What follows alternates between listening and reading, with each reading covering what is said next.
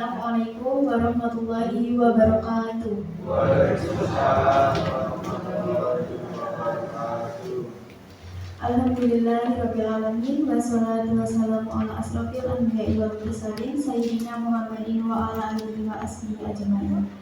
Yang saya hormati Dr. Dimar Yudhisyaningrum selaku pembicara pelapis pada pagi hari ini. Yang saya hormati dari Laboratorium Sarana Medika, dan yang kami hormati seluruh tamu undangan kegiatan edukasi dan senam prolaris Klinik Pratama Danang. Sebelumnya kami panjatkan puji syukur kehadirat Allah Subhanahu wa Ta'ala atas limpahan rahmat, taufik, hidayah serta inayahnya kita semua dapat berkumpul dalam acara pagi hari ini yang diselenggarakan oleh Klinik Dr. Danang. Alhamdulillah, sedangkan sehat ya Bapak Ibu. Di sini akan saya sampaikan susunan acara untuk pagi hari ini. Yang pertama yaitu langsung saja penyampaian materi dari Dr. Dimar, selanjutnya diskusi dan tanya jawab, lalu senam dan penutup. Sebelumnya, untuk memulai acara pada pagi hari ini, mari kita baca basmalah bersama-sama.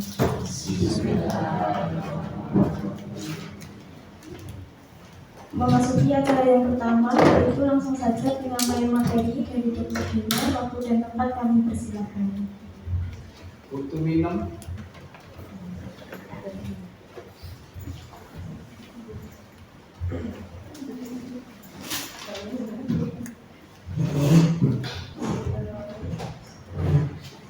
Assalamualaikum warahmatullahi wabarakatuh.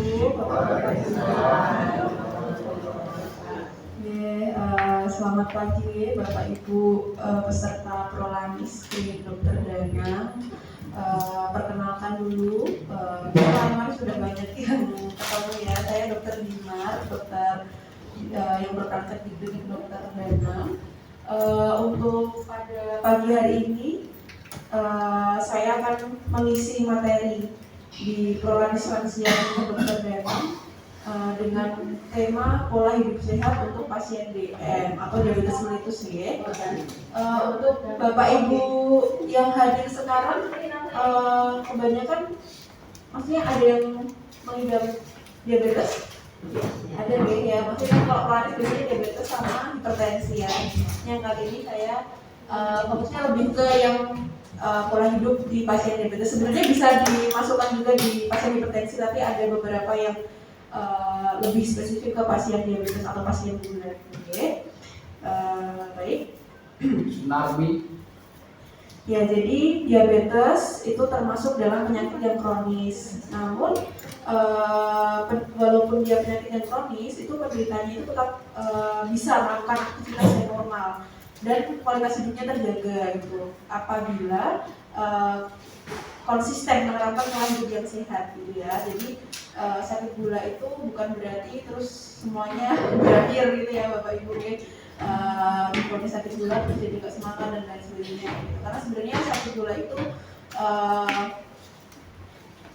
masih banyak hal yang bisa dilakukan walaupun punya sakit gula gitu ya. Kemudian intinya pada pasien dengan diabetes itu yang berbahaya itu bukan sakit gulanya, tapi lebih ke komplikasinya. Munculnya komplikasi dari sakit gula seperti penyakit jantung dan pembuluh darah, ginjal, mata hingga sakit saraf ya kayak stroke dan lain sebagainya, neuropati diabetikum itu kan munculnya sebenarnya karena komplikasi. Jadi karena pasien yang sudah divonis DM ini tidak menjaga kadar gula darahnya dengan baik gitu. Makanya perlu kita lakukan pola hidup yang sehat untuk pasien yang sudah divonis diabetes. Ini untuk pola hidup pertama yang perlu kita terapkan yaitu adalah pola makan yang tepat ya. Jadi kita kan tahu ya pasien diabetes itu kan karena adanya kadar gula darah yang tinggi di dalam darah. Gula darah itu kan hampir sebagian besar itu kan sumbernya dari makanan yang kita makan. Jadi kita harus mengatur pola makan kita gitu. Munculnya diabetes pun itu biasanya juga karena bukan yang tiba-tiba kena diabetes gitu ya. Kecuali kalau memang ada ya diabetes tipe 1 itu kan memang biasanya terjadi pada orang yang terlahir tidak punya pankreas gitu ya. Itu berbeda dengan diabetes pada umumnya yang orang-orang lansia derita ya. Kan kalau orang-orang lansia itu biasanya karena kebiasaan munculnya resistensi insulin. Jadi kita itu diabetes itu kan karena insulinnya nggak bekerja, ada hormon namanya insulin dalam tubuh kita itu nggak bekerja, nggak sensitif karena pola hidup kita yang sebelum-sebelumnya. Jadi kalau ditarik garis ke belakang itu mungkin sebenarnya salahnya itu nggak mungkin kayak setahun kemarin hari katakanlah ya tahun ini kita dinyatakan diabetes. Bukan salahnya itu bukan yang tahun kemarin kita habis makan es teh banyak,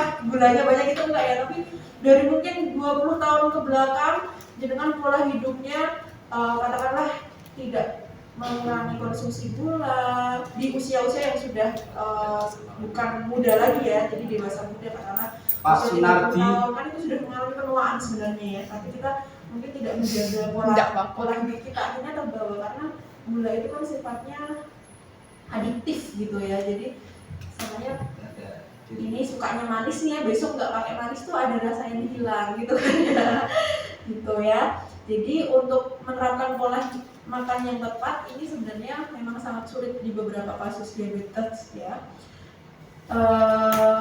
Intinya kalau samanya pasien dengan diabetes itu bukan berarti nggak boleh makan gula sama sekali, tapi lebih kepada menghitung porsinya. Gula itu kan banyak didapatkan pada karbohidrat ya. Karbohidrat itu seperti nasi, kentang, singkong, roti, gandum itu kan dia sebenarnya intinya karbohidrat. Karbohidrat itu nanti akan dipecah jadi glukosa. Paling kecilnya itu nanti glukosa yang langsung diserap sama tubuh. Ketika kita konsumsi karbohidratnya terlalu banyak, maka kemungkinan kenaikan gula darahnya kita itu juga akan cepat gitu ya. Kayak kalau gula itu kan dia termasuk karbohidrat juga, tapi dia bentuk paling sederhananya sebelum diubah jadi glukosa gitu deh. Jadi intinya nggak cuma mengurangi gula, tapi karbonnya itu juga dikurangi. Dikurangi itu bukan berarti nggak sama sekali ya. Jadi katakanlah porsinya itu kita perbanyak dari sisi sayur dan juga proteinnya. Protein itu nggak harus selalu tahu dan tempe ya Bapak Ibu ya. Protein itu boleh daging, kemudian jadi bukan berarti terus kalau diabetes nggak boleh makan daging. Saya sering ya beberapa pasien yang saya nggak boleh daging kayak gitu, soalnya saya gula sebenarnya nggak ada kaitannya ya, karena kalau daging itu dia protein unsur utamanya ya. Tapi kalau nasi pokoknya karbohidrat, jadi nasi, kentang, kemudian gula pasir itu dia kan maksudnya ke dalam nanti dipecahnya itu jadi gula gitu. Makanya yang perlu dikurangi itu adalah karbohidratnya. Nah, kemudian diperhatikan jumlah kalori makanan. Mungkin kalau kalori makanan itu nanti bisa konsultasi ke ahli gizi ya nanti. Ya kan? Nanti kalau semuanya panjenengan pengen nih tahu, kan setiap orang itu berbeda-beda tergantung berat badan dan juga jenis kelaminnya. Itu akan membutuhkan kalori yang berbeda. Bapak A yang laki-laki beratnya segini, kebutuhan kalorinya mungkin beda sama ibu B gitu ya. Kemudian perhatikan informasi yang tercantum dalam kemasan makanan. Nah ini sebenarnya yang perlu dihindari ya, makanan berkemasan atau kalau di kita ya yang anak-anak muda sekarang tuh nyebutnya adalah ultra processed food. Ultra processed food itu apa ya? Itu kayak semacam kayak nugget, kemudian sosis, kemudian semua makanan yang berkemasan bukan dari bentuk aslinya nih. Kayak kalau samanya kita bikin kentang goreng, itu kan berarti kita ambil kentang bentuk kentang, dikupas, dibersihkan, digoreng ya. Tapi kalau yang kemasan itu kan dia mungkin sudah ditambah garam, entah mungkin ditambah pengawet, entah mungkin yang kita beli di supermarket itu Bapak Ibu. Nah itu yang perlu dihindari karena dia banyak sekali pengawet di situ, dan pengawet itu bisa memperparah dari resistensi insulin yang sudah dialami oleh pasien diabetes gitu ya. Kemudian dari makanan di restoran yang konsep all you can eat ini mungkin saya rasa kalau Bapak Ibu usia segini sudah jarang ya, jadi anak-anak muda ya. Kemudian makanan secara perlahan, agar bisa mencerna makanan itu juga penting ya. Jadi Sunnah Rasulullah juga kan kita harus mengunyah makanan itu sampai 30 kali gitu kan, sebenarnya agar kita makan, jadi proses mencerna makanan itu bukan berawal dari lambung tapi dari mulut kita. Jadi makanan masuk ke mulut kita punya itu sudah ada enzim yang keluar untuk mencerna makanan. Makanya kalau teman bapak ibu buru-buru nih, aku pengen buru-buru makan, maksudnya pengen buru-buru selesai makannya, kunyahnya nggak dengan baik, itu nanti pencernaannya akan terganggu karena di mulut ini sebenarnya sudah ada enzim pencerna untuk membantu di tahap selanjutnya di lambung, di usus halus, di usus besar gitu ya. Gitu. Jadi memang disarankan makannya itu perlahan gitu ya. Kemudian makan teratur sesuai jam makan. Jadi di pasien DMS beberapa kali, semua mungkin ya, tapi sering nih Bapak Ibu pasien saya di rumah sakit datang dengan gulanya rendah. Padahal dia udah diabetes tuh udah lama. Saya tanya kenapa? Soalnya kemarin cek katanya 250 tinggi dok, saya nggak makan. Aduh ya itu. Jadi kalau diabetes nggak boleh ya nggak makan ya. Jadi jam, jumlahnya, jenisnya itu harus sesuai gitu. Bukan berarti kalau diabetes gulanya tinggi terus nggak makan, itu salah besar ya. Itu berbahaya sekali. Karena pasien gula nggak makan, gulanya turun rendah. Waduh itu bahaya banget, kalau nanti bisa di rumah sakit itu bisa sampai koma dan lain sebagainya, rentetannya panjang. Jadi kalau punya diabetes itu jangan terus berpikir instan gitu. Jadi kalau kemarin gulanya tinggi terus nggak makan itu ya sebenarnya kadang edukasi dari yang melakukan pengecekan kadang mungkin kurang tepat gitu ya. Jadi mungkin maksudnya dikurangi, tapi ibu yang pasiennya itu mengartikannya kalau nggak boleh makan gitu kan, itu sebenarnya itu yang bahaya seperti itu ya Bapak Ibu ya. Lanjut. Nah ini untuk mengelola stres ya. Ya ini sebenarnya saya bilang kayak gini juga intinya gini, semua penyakit itu akan diperberat dengan adanya stres pasti ya. Karena stres itu, kalau kita stres itu jadi kita itu merasa tertekan, kita intinya nggak happy ya, keadaannya nggak happy, nggak harus selalu yang kayak harus ada masalah, tapi mungkin kayak terjadi suatu hal yang membuat Bapak Ibu sekalian itu nggak bahagia, itu bisa menjadi suatu stres. Jadi stres, ketika kita stres, kita akan muncul hormon kortisol itu dia itu akan menyebabkan yang namanya peradangan gitu di sistematik, jadi di seluruh tubuh kita. Peradangan itu adalah awal mula dari semua penyakit ya Bapak Ibu ya. Jadi ketika terjadi peradangan, dia juga akan mempengaruhi kontrol gula darah di tubuh kita. Jadi bisa memperparah semua penyakit gitu ya. Jadi makanya kalau bisa kita mulai mengelola stres, manajemen stresnya dibuat jadi supaya kayak ada yang punya masalah entah karena sama suaminya atau sama anaknya, itu bisa bagaimana biar stresnya itu berkurang, apakah bercerita atau mungkin sharing. Kalau samanya malu boleh loh kayak ke dokternya ketika panjenengan mungkin kalau sekarang kan mungkin dalam kondisi bareng-bareng ya, tapi pas private jangan mau periksa cuma mau cerita, itu sangat diperbolehkan ya. Maksudnya tidak harus periksa itu saat sakit, tapi saat perlu ada yang bisa diberikan kayak itu boleh ya Bapak Ibu ya. Nah ini ya, aktif bergerak. Jadi kenapa orang dengan diabetes itu tetap disarankan untuk berolahraga, beraktivitas gitu. Jadi tubuh kita itu kan ketika orang mengalami penyakit diabetes mellitus atau penyakit gula, itu insulin tadi yang kita bilang ya, hormon di dalam tubuh kita yang namanya insulin itu tidak bisa mengubah gula yang ada di darah kita untuk dipakai oleh otot dan sel-sel tubuh kita. Itu. Nah, gimana caranya meningkatkan kesensitifan si insulin itu? Jadi biar insulinnya tuh gampang memindah gulanya dari darah ke otot atau ke sel kita. Itu salah satunya adalah dengan beraktivitas gitu. Jadi olahraga itu sangat penting ya di orang diabetes. Jadi kalau samanya kena diabetes terus habis itu nggak mau olahraga atau apa, itu malah sangat besar karena aktivitas fisik itu hal yang bisa meningkatkan si insulin ini bekerja lebih bagus lagi. Akhirnya nanti mungkin bisa kadar obatnya dikurangi, atau kalau sama yang pakai suntik insulin kadar insulinnya juga dikurangi seperti itu, karena lebih baik lagi kan berarti kan.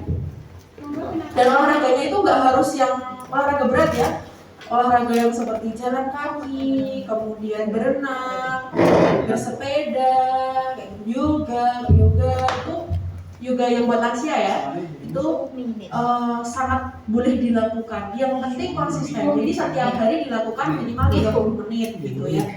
Nggak perlu lama-lama, kayak 30 menit kan paling berapa sih selamanya, pagi dengan sarapan atau mungkin sambil nyari matahari. Sinar matahari itu kan malah tambah sehat ya Bapak Ibu ya, jadi belum panas banget, atau mungkin pas sore hari senam atau apa kayak gitu ya kan. Ini kan setiap bulan sebenarnya ada di Prolanis ya senam, tapi kan ini cuma sekalinya aja, tapi di rumah kalau bisa tetap ada aktivitasnya gitu. Jadi nggak cuma pas ada Prolanis Panjenengan Sedoyo beraktivitas gitu ya. Nah ini ya, untuk tips olahraganya itu konsultasi dulu dengan dokter. Jadi kalau pasiennya bukan yang mengalami keterbatasan aktivitas fisik ya, contohnya kayak pasien stroke itu kan mungkin ada keterbatasan ya. Tapi kalau pasien yang cuma diabetes aja atau hipertensi aja itu olahraga apapun boleh sebenarnya, tapi yang ringan-ringan aja karena kan usianya juga sudah lanjut.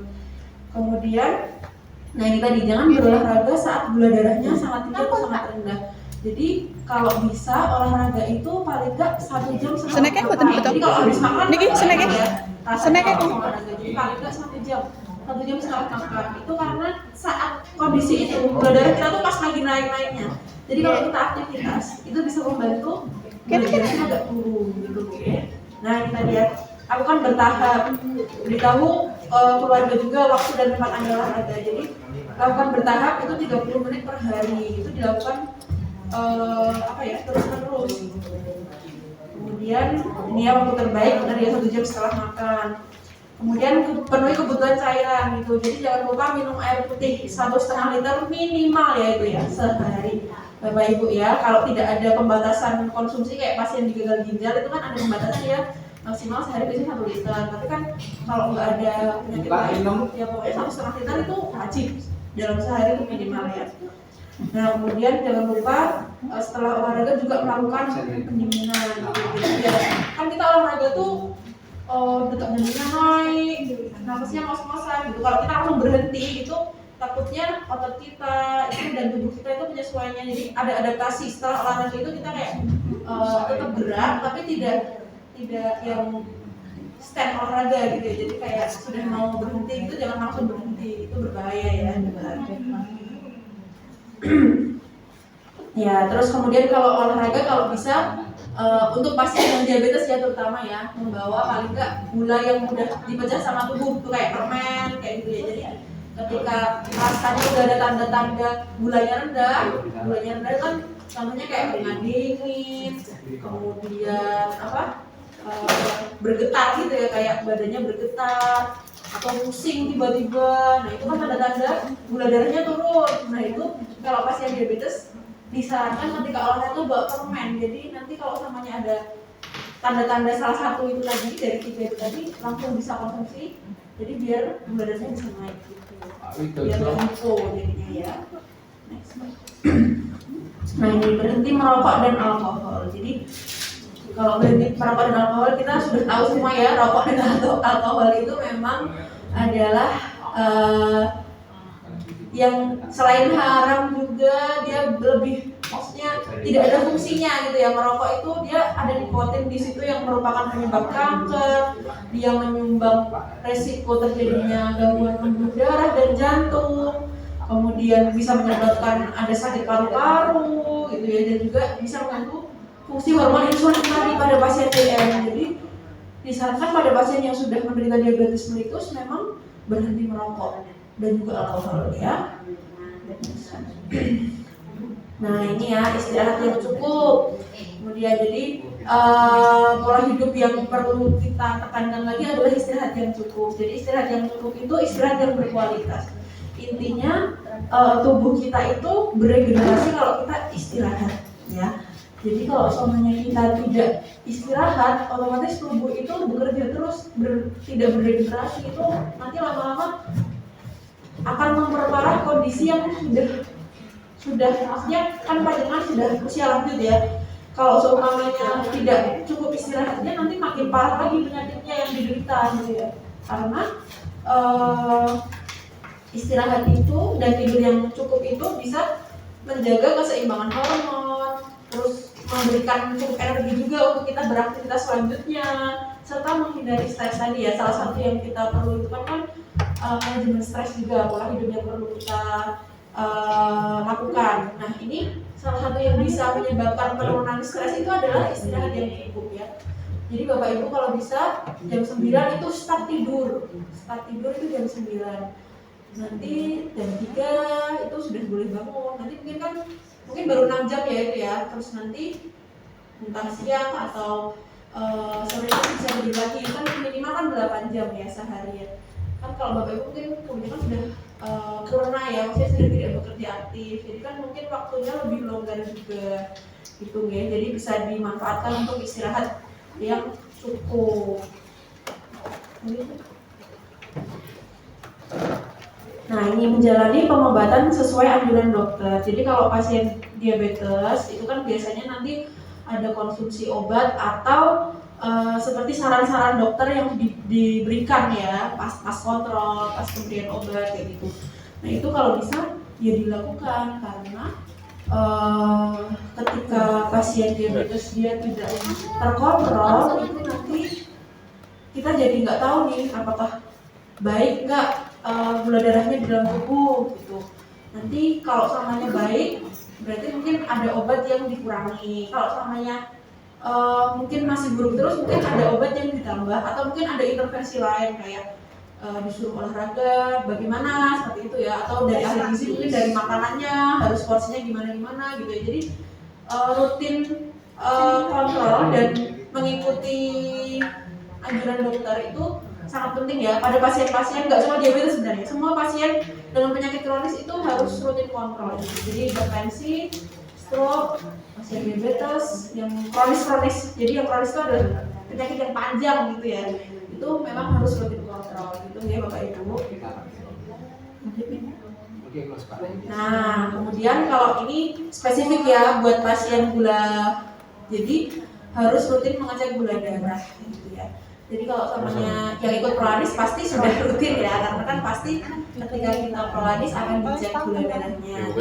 Nah ini tuh hal yang penting pada pasien gula karena kita menentukan efektivitas dari pengobatan gitu. Tadi yang saya bilang ya, jadi kalau samanya gula darahnya bagus nih berarti ya sudah lanjut dulu. Nanti kalau bagus terus atau jadi rendah terus atau mungkin ada yang perlu dikurangi kayak gitu. Jadi menggambarkan pasien ini perlu intervensi tambahan atau tidak. Selain tes gula darah itu juga ada tes HbA1c ya. Jadi itu kan ya Mbak, HbA1c ya per 6 bulan ya kalau nggak salah ya. Itu buat pasien diabetes itu kan untuk menentukan terkontrol tidaknya pasien DM gitu ya. Jadi kalau yang sekarang kan mungkin cuma gula darah sewaktu.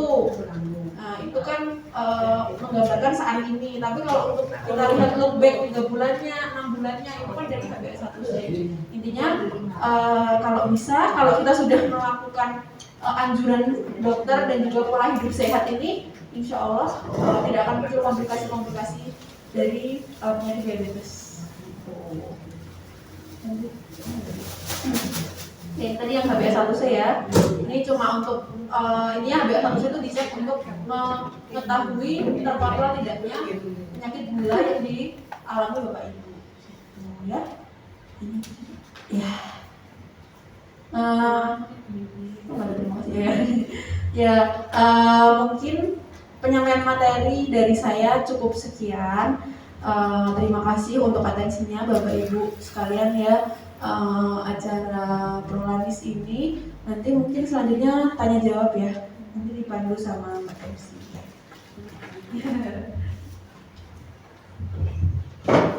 Sebelumnya terima kasih atas materi yang telah disampaikan di dokter. Monggo Bapak Ibu ingkang wonten sing ditangletke langsung angkat tangan mawon monggo. Napa sampun jelas nggih Pak Sunardi. Assalamualaikum warahmatullahi wabarakatuh. Saya Sunardi, usia 65 tahun, dan saya di belajar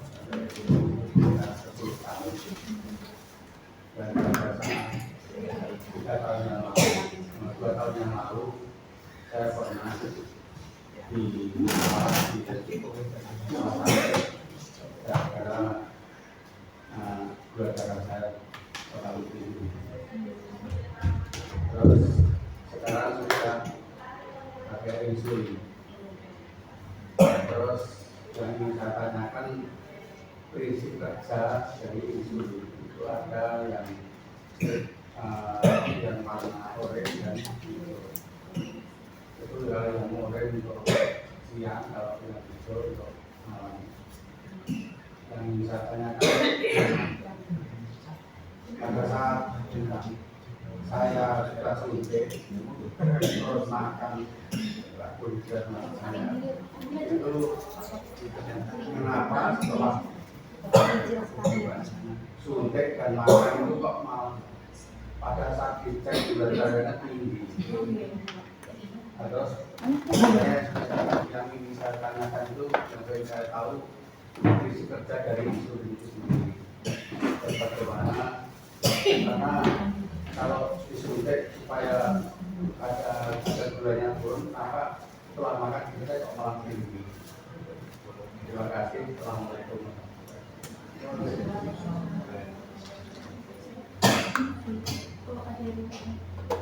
Monggo Bapak Ibu ingkang wonten sing pitanggih meneh saged angkat tangan. Selain Pak Sunardi, wonten Bapak Ibu. Boten wonten meneh sing ngajeng tanglet niki.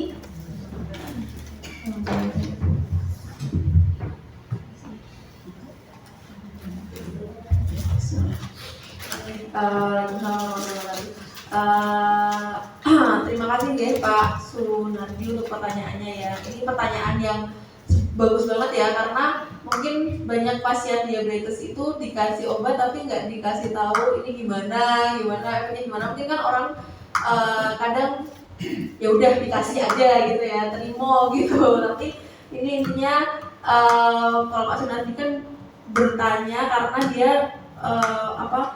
penasaran kenapa kok seperti ini gitu ya Pak ya. Jadi ini saya menjelaskan dari kapasitas saya nih Pak G. Bahwa nanti mungkin kalau samanya ada yang salah nanti ada, maksudnya saya bisa koreksi atau bagaimana saya sampaikan ke mbak-mbaknya ya. Tapi yang saya ketahui nih Bapak, itu kalau insulin itu kan dia kan sebenarnya hormon buatan. Jadi insulin yang dipakai buat pasien DM itu kan bukan dari insulin manusia lain terus disuntikan gitu kan, bukan. Jadi itu adalah insulin buatan ya, rekombinan dari suatu bakteri yang bisa menghasilkan insulin yang mirip seperti insulin manusia gitu. Nah kemudian ada dua ya insulin yang disuntikan ke Bapak ya, yang oranye sama yang hijau. Yang oranye itu yang saat makan atau yang malam Pak? Yang saat makan ya, 3 kali ya, 3 kali atau 2 kali? 3 kali. Sesuai makan kan? Iya, siap makan. Jadi paling banyak 3 kali, betul. Jadi insulin itu di dalam tubuh kita itu sebenarnya kita menghasilkan 2 jenis insulin, insulin basal dan insulin postprandial gitu. Postprandial itu adalah insulin setelah makan atau setelah konsumsi gula. Jadi di tubuh kita itu ada sinyal nih. Kalau kita makan berat ya, makan sarapan, itu tubuh kita kayak ada sinyal yang normal ya ini ya, kita belum ngomongin yang pasien diabetes ya. Itu kita ada sinyal ke pankreas untuk menghasilkan insulin ini postprandial. Oh ini si orang ini makan, kalau makan berarti nanti akan ada gula darah yang meningkat. Maka pankreas kamu harus menghasilkan insulin postprandial untuk menurunkan gula darah biar nggak naik banget gitu. Kalau insulin basal itu dihasilkan sama pankreas, dia itu efeknya long. Jadi selama 24 jam itu dia menjaga stabilitas gula darah di pembuluh darah gitu. Karena kalau basal itu intinya buat kayak standarnya orang ini gula darahnya butuh segini gitu. Maksudnya salah, insulinnya butuh segini untuk mencapai gula darah normal gitu.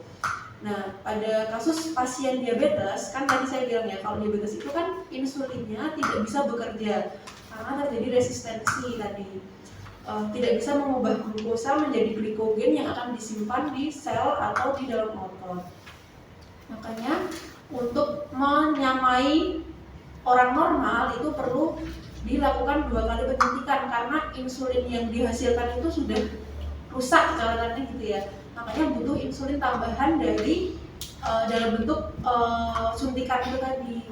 Nah, kalau yang disuntikan itu pada saat sebelum makan, dia itu fungsinya untuk menurunkan gula darah 2 jam postprandial tadi. Jadi gula darah saat setelah makan gitu Pak. Jadi intinya insulin itu dia itu akan merubah, kan kita kan makan nanti menghasilkan gula diserap di pembuluh darah. Insulin itu tugasnya mengubah gula yang ada di darah itu jadi glikogen yang bisa digunakan sel untuk nanti maksudnya selnya itu jadi ya kan, sel itu kan beregenerasi dan beraktivitas kan membutuhkan energi ya, energinya itu dari gula itu tadi. Nah, ketika kita itu ngasih insulin yang postprandial itu fungsinya untuk itu Pak. Ketika kita habis makan kan pasti gula darahnya naik nih di pembuluh darah. Nah, itu dikasih rapid itu yang sebelum makan itu karena nanti dia onsetnya itu kira-kira 30 menit sampai 1 jam setelah penyuntikan. Jadi biar menyamai si kenaikan lonjakan gula darah itu tadi gitu. Kalau seumpamanya setelah makan panjenengan tinggi itu diceknya berapa jam Pak Sumandi? Setelah ya, karena kalau 15 menit itu kan mungkin belum bekerja. Jadi memang kalau cek gula darah setelah makan itu seharusnya 2 jam postprandial gitu. Jadi kalau namanya setelah makan mungkin akan ya masih tinggi gitu karena kan dia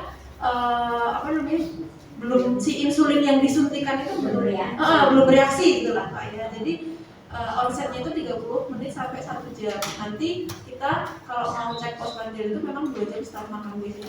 Jadi postprandial itu maksudnya setelah makan ya. Itu. Terus kalau yang insulin yang malam itu buat insulin basal itu tadi. Jadi buat standar biar orang ini kalau samanya kadang kan orang gula itu kan mungkin tiba-tiba naik atau tiba-tiba turun. Nah itu yang menstabilkan itu insulin basal yang disuntik di malam hari itu Pak. Tapi cara kerjanya intinya sama, intinya mengubah glukosa jadi gula yang ada di pembuluh darah agar bisa dikonsumsi sama sel atau disimpan dalam bentuk glikogen. Itu kalau yang saya tahu ya Pak ya. Mungkin kalau dari penjelasan saya karena terlalu itu ya Wandis ya, masih bingung nggak Pak? Nggak bisa? Bisa terima. Oke. Yang bisa menambahkan pertanyaan. Saya kan sudah menderita yang Gula itu idealnya karena kalau pada saat saya dicek gula darahnya itu sesuai orang yang normal yang tidak menderita, itu malah saya tuh ada rasanya malah ngedek seperti orang yang misalnya pernah saya akan setelah ke rumah sakit itu saya cek saya suntik terus sarapan saya itu tidak banyak anggota sudah tinggi, tapi ternyata setelah sampai di rumah sakit dicek saya cuma 98. Itu kesan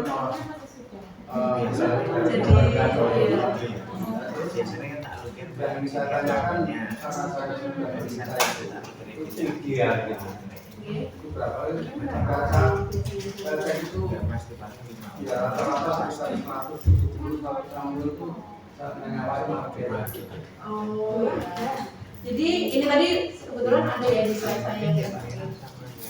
Kalau untuk tes gula darah itu intinya kalau gula darah puasa itu kan berarti 8 jam kita nggak makan nih. Jadi biasanya selama malam kalau cek ini ya itu normalnya itu adalah di kurang dari 100. Itu kalau gula darah puasa. Tapi kalau postprandial itu normalnya adalah di bawah 140 gitu. Cuma pada orang yang sudah tervonis diabetes itu standarnya kalau gula semak itu adalah 200. Jadi kalau di bawah 200 itu masih dalam kondisi baik gitu. Yang diperhatikan lagi pada pasien diabetes adalah ini tadi HbA1c. Jadi ketika HbA1c-nya itu lebih dari 8, berarti dia tidak terkontrol. Nah, itu yang perlu diintervensi itu di situ, Pak. Jadi kalau umpamanya baiknya panjenengan berapa? Kalau di bawah 200, kan panjenengan sudah tervonis diabetes ya, sudah lama ya. Itu kalau sewaktu bukan puasa ya, kalau puasa 200 berarti tinggi banget ya. Tapi intinya kalau sewaktu itu di bawah 200 itu masih aman Pak gitu. Jadi ini maksudnya bukan aman ya, tapi masih ideal ya, betul. Tapi kalau HbA1c-nya dengan gula darah sewaktunya 90, tapi dengan HbA1c-nya mungkin 9 atau 10, berarti itu nggak terkontrol. Mungkin saat pas cek itu dengan bagus, tapi mungkin itu tadi yang dengan bilang jalan suntik, terus makanya cuma sedikit, ternyata rendah itu nggak terkontrol tuh ya. Nah, gitu. Jadi tadi yang saya bilang bahwa kalau pasien diabetes itu adalah porsi jumlahnya, kemudian jam makannya, sama jenis makannya yang perlu diperhatikan.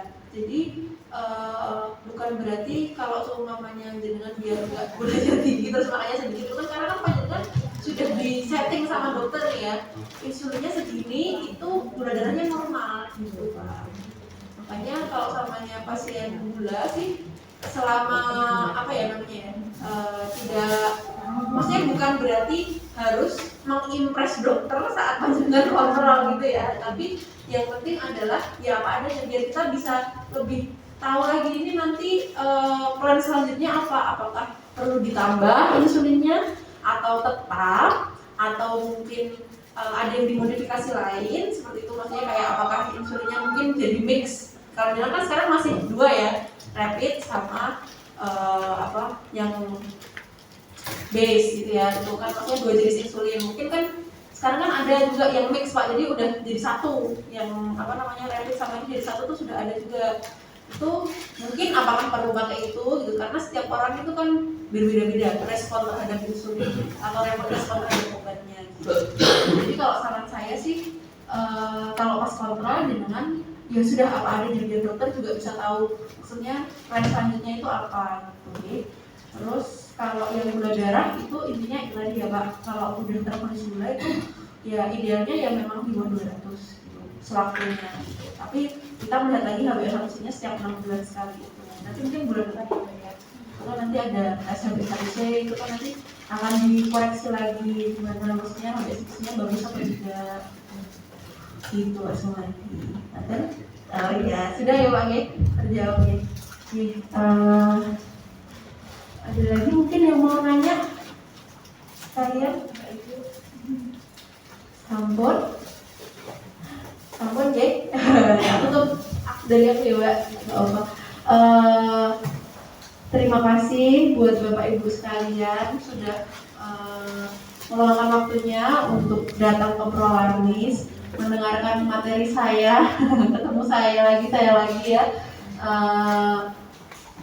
Untuk materi kali ini diharapkan semoga yang disampaikan itu bermanfaat. Mungkin kalau yang tidak menderita diabetes, mungkin ada yang temannya, tetangganya atau keluarganya menderita diabetes, bisa dikasih info tentang ini, bisa bermanfaat.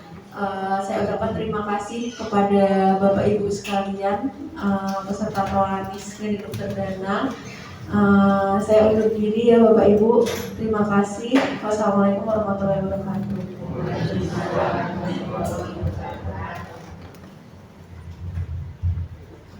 Terima kasih Dr. Dimar atas materi yang telah disampaikan.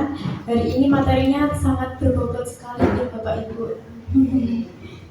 Sampun jelas sedanten nggih niki wau. Niki menyampaikan lagi untuk informasi bulan depan nggih Bapak Ibu, bulan Agustus itu akan dilaksanakan pemeriksaan 6 bulan sekali. Pemeriksaan rutin Prolanis 6 bulan sekali. Jadi nanti pemeriksaannya nanti terdiri dari seperti yang di materi Dr. Diman tadi, HbA1c, selanjutnya ada urium kreatinin, ada pemeriksaan kolesterol, triglycerid, dan ada pemeriksaan urium kreatinin. Jadi dimohon nanti Bapak Ibu bisa hadir nih, soalnya 6 bulan sekali niki iman-iman kalau nggak datang nih. Untuk selanjutnya kami tutup acara prolanis pada siang hari ini.